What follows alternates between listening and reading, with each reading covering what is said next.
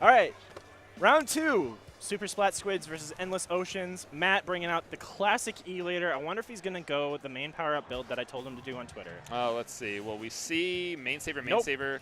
He might have some main power in the subs. The world will never know. But we have triple shooter E-Leader. So this is definitely a Whoa, somebody's already dead. Yeah, someone is already dead. Now, one thing to note is that it is triple shooter E-Leader, but it's also 2 lethal bombs and a burst bomb. So that's pretty good. And Matt. I think that was 2 early picks from Matt there. That's kind of opening this up. But the hammer. Get him, shoot. Get him, Matt. You know he's there, Matt. What is even happening? I'm not sure. Whose side of the map is what? I don't even know right now. It's all just some. All right, so green team looking pretty good right now. They got all this map control, shoot pushing into the enemy snipe, I think. And now we got another pick. Once again, a pick. So it's a 4v3 situation, but the 3 members on the other team have specials, but 2 specials get blown right away. That was the weirdest splashdown I've ever seen. And now Timmy going for the flank here to try and stop the green team from moving on or pushing forward. 3 people look at him. There's something juvenile about all these names. Like, my name is Shu. My name's going to be Timmy. Shu, Timmy, Tommy, Matt. Matt. You're either first names. This is like turf war. Either first names or clothing articles right now. But so you see Shu pushed up right now. How will he play the situation? He knows he's being watched. He's drawing a lot of pressure, and he hasn't died yet, so he does get taken out, but his teammates had 3 specials. Let's see if the specials get used better than last time. So we have the splashdown going down. There's the hammer. Space. Here comes the hammer. Where's I'm the not kills? Sure the hammer just disappeared. I feel like he might have thrown it at a wall or something like that. Yeah, but it seems like it. All right, they still got an advantage though, so I think they're going to keep going here. Yeah, Catatonics goes for the, or Catatonics goes for the tower while Shu's still trying to push up here. Gets the pick on Ayla, and now this is looking pretty good for them. Yeah, they're going to get this second checkpoint right for sure. Shu is just all over the place right now. And nice. This is a really good push for Endless Oceans right now. They're getting picks. The E-Leader might not even know this is coming. He does jump out. Nice. Okay, cool. Now there is no Stingray on the sides of Super Splat Squids right now, so might be difficult.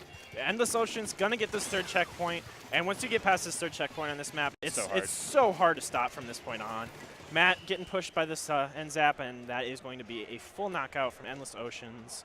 Off to a good start here. Yeah, I'm actually surprised not to see something like a Clash or a Vanilla Machine coming out of Super Splat Squids in that kind of situation. Like, we know that Matt's kind of like hard committed to E-Leader, and I think that going Splat Charger as a niche pick when Stingray is really needed isn't something that he's really. I don't know if he plays anything but E-Leader. Yeah, I think he just plays E-Leader. So I think that was a situation where, okay, our backliner is not going to be playing a Stingray weapon. It's tower control on a Stingray map. Let's just bring out like a special saver Clasher machine. I wouldn't say Stingray is like necessary to stop the push there, because like Rain is really good at ending pushes there. Bomb Rush is really good at ending pushes there. So that is true. Yeah. You know, if they're thinking like outside the box, they could definitely work around the lack of a Stingray. But going into Snapper Canal, like, I don't know, having this E-Leader is going to be hard, because if you don't run at least an Explosher or a Stingray weapon, like you can go with Stingray weapon, but not running one of those 2 backliners is going to be really tough. So there's going to be some pressure on Matt here to like get a lot of picks to really justify his weapon pick. There's this guy who kind of like subbed in to one of the teams last second. He's like, yeah, I haven't really played that much since Splat 1. I'm like a little bit nervous. I'm about to like go back to him. He's like, by the way, pick Clash Blaster. Yeah, if you want to do great on your first game of Splatoon, just pick Clash. Just pick Clash. I don't know. I think Kent's Undercover might be the easiest weapon in the game, even more so than Clash. Yeah, Kent's Undercover is pretty. It's just I think throw sub weapon and hold ZR. It kind of depends exactly how you play, because I think that like Kent's Undercover has like a little bit of like holding back to it, whereas I can't say that sentence about Clash because it doesn't understand what that means. I don't know. I swear, like, I picked that weapon up and I just went in like face roll in solo queue, and it was like, you know, winning every single game, and I'm like, huh.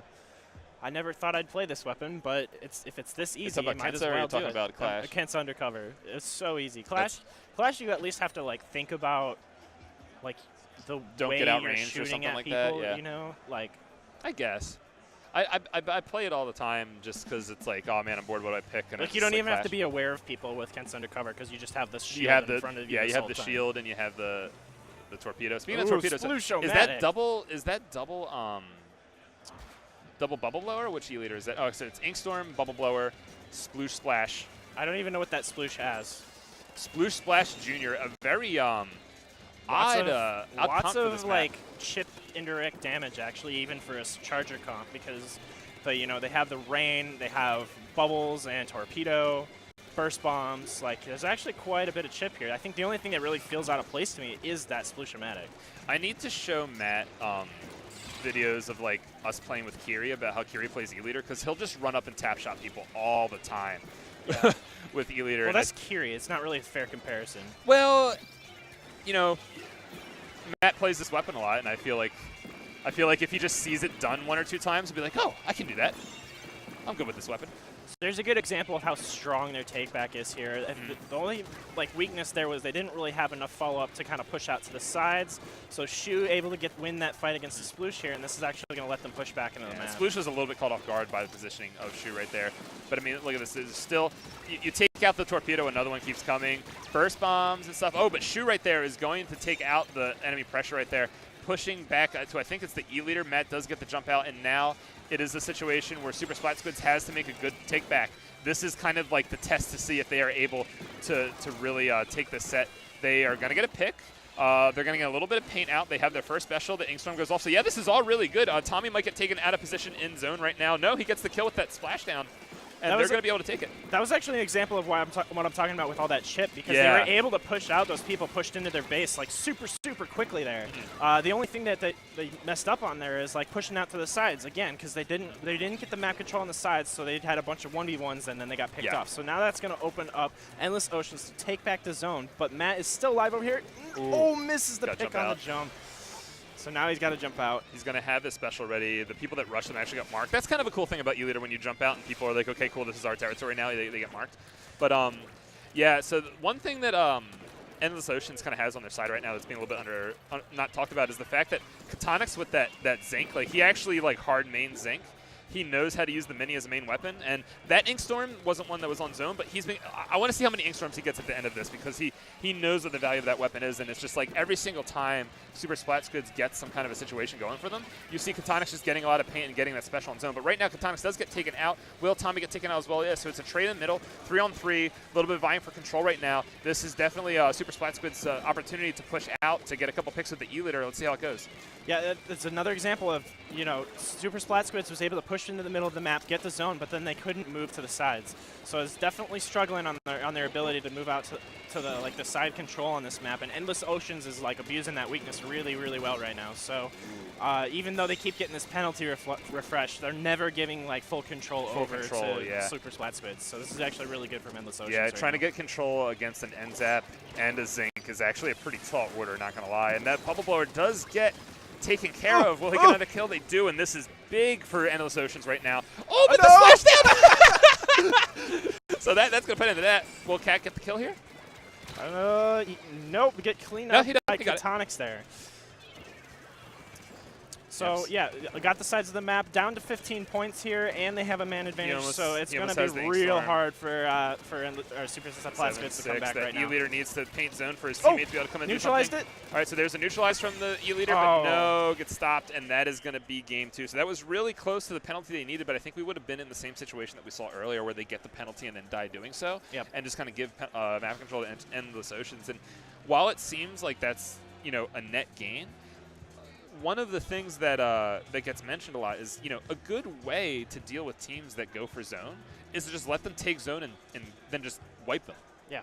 And I don't really know if that's explicitly what Endless Ocean's plan was in that kind of situation. They did see to they be were really definitely playing that way because they were going off to the sides pretty deliberately. Yeah, as soon that as is they true. started throwing their specials in, I think Super Splat Squids needed to recognize that and started using their specials like maybe half on zone and half to a direction, because they were just throwing them across middle, and they Endless Oceans, they were spreading out to the sides every time, so especially with wasn't really pressuring them especially much. with like a junior and a sploosh, you really need to be able to not be in those situations where you get zoned and then you have like a splash, a junior, and a sploosh. Now splash has the burst bomb, so it's not really that close range of a weapon, but I mean the likelihood of you having a weapon that can just kind of stand its ground and run around and kind of handle itself after zone cap with that comp is very low. So you have to get the kills before you go for zone, I think. Well, the other thing is that they're running a sploosh on a really, like, you know, that's not a map designed for weapons like sploosh. So, like, it's really only good at, like, when you have full control, getting into that, like, spawn pit and just kind of harassing people. So I think it, like, the roller sploosh pick might have been better. really held them back. Actually, I don't know about a roller. I think, what's what they have? They have the junior and the splash. So they have all the paint control they're going to need. They need, like, slang power. So even something like just a blaster, you know. I mean, I know it seems that they like to play shooters, so, you know, you might be more resigned to something like Emperi or T-Tech or something. Or even like a 52. Like, yeah, that got 52 buffed, actually would be really nice. Yeah, I don't know. I want to see, just scream across, oh, pick 52, someone. We want to see. Pick 52. No, but I really want to see, I want to see 52. Which is go off also, that buff. 52 might be a good pick for this Muscle Forge now, because, like, you know, splash balls are good here, and Booyah Bomb's actually way better here, too. There's so many things I have to experiment with now after this tournament's over, man. I want to play 52. I want to play Kensa Mini. I mean, I've been playing Ayla Kensa bringing Mini out my favorite weapon. Which one? I want them to win now. I'm showing my bias, sorry. Ayla, oh, yeah. No, I understand. We see we got the Zinc on the other team. These weird picks from Super Splat Squids, though, the Ink Brush. I mean, it is Clam Blitz, but Ink Brush, Sploosh. Now, the Ink Brush and the Sploosh both have the potential to go for that that kind of, like, you know, the same counterclockwise thing. So they're going to be going for that a lot. The issue is that if Endless Oceans recognizes that it's like, oh, this team comp that we're fighting is Flank City, just watch left, and then now what happens, you know? Yeah, well, I mean, they don't really have an option to get in or at least strong arm it other than with the bubbles from the Explasher. Yeah. And, you know, which, that's to be fair, an Explasher can times. just sit there and put in a lot of work on this map. But it is getting special less after the most recent nerf, too, so it's like, you know, maybe that's not the best thing to rely on. I don't know. It paints so much. I feel like when weapons paint a lot and they get a special nerf, it's like it just ends up being a little bit negligible in practice. Like, what, one more slosh? Yeah, pretty much. Ooh. There's the cleanup right there. 2v3. 2 specials each. 1 special gets used. Ko hesitating a little bit there. I think they actually could have gone for that. Yeah, could have gone for it. Yeah, I think they just were a little scared of somebody coming from spawn, but, you know. That Inkstorm. That Inkstorm getting the pick there, and then now that's 3 down for the side of Endless Oceans. This is an opening for Super Splat Squids. They don't really have the clams to, like, go for a push, but they definitely got enough to make map control theirs. Yeah, and map control, like we've talked about in Clan Blitz, is often just the key component towards getting a winning push. By the way, this is probably one of the hardest maps to manage clams because the spawns are so weird that it's like really hard to like get a bunch of clams after you get map control. It's kind of like Black Belly as well, where like once you start pushing, the likelihood of that one clam spawn happening is low. Oh, the whiff on the big clam that makes this push significantly lower than it needs to be. This Shu is going for that. They do clean it up. And that's going to be. Did he pick it up with the inkjet? And I think they picked it up from down low. I think he just it was hanging off the edge, so he just jumped up to it and got it. So that's down to a 30 push already, a really brutal push off the start. Katonix putting that down to 24, and now they're going to back off. And go, are they backing off? It doesn't seem like it. They don't want to back off, but these bombs are going to They very much want to keep going in, but I don't think they're going to be able to. So that's going to be a 24 push. 38 penalty, not as much as you'd expect for that push, actually. Wait, what's the math on that again? Is it 50% of how much you scored? Yeah, 50%. Okay. Oh, what's going to happen here? All right, nothing. Only on land, boys. Yeah, that's actually literally only on land. All right, Ko with the big clam. They got 25 clams on the side of Endless Oceans here. They are ready for another push already. They got everything ready to go. They just need the specials to make it happen. Yeah, and honestly, I feel like the way that Super Splat Squids has been playing, they don't really deserve to be this low. And, this is what we were talking about earlier, but I don't think this is close enough. No, unfortunately, doesn't get the jump. They were aware of it, and they were ready for it. Yeah, we talked about that. But, and they scored on the other side of the map, too. So this is a power clam and a clam away from victory, but I don't think that's going to happen. They might be able to keep the basket open, potentially, but not happening. I definitely think that Endless Oceans is doing a much better job at understanding the win condition here because they realize if we don't let them flank, we will win this game because they stopped that flank, they scored in the middle of the map. You know, they're playing it about as well as you could, really. Yeah, I hope the auto cam tends to give us a pretty good picture of who is positioned on that flank protection kind of side of the map during situations where. Oh, it's not auto cam. You got Zar very, very much. Very much it's not auto cam. Right okay, now. it's Zar. I forgot. That man is working hard right now. I was thinking to myself, the AutoCam's actually putting in work, but I realized it was hard. I mean, we can change Star's name to AutoCam. That'll work too. Changes. I don't know if he can hear us, but I think I saw him Boink. shake his head. He can hear us. Awesome. All right, Czar is going to be deleting his Twitter. You can refollow him at AutoCam. At AutoCam.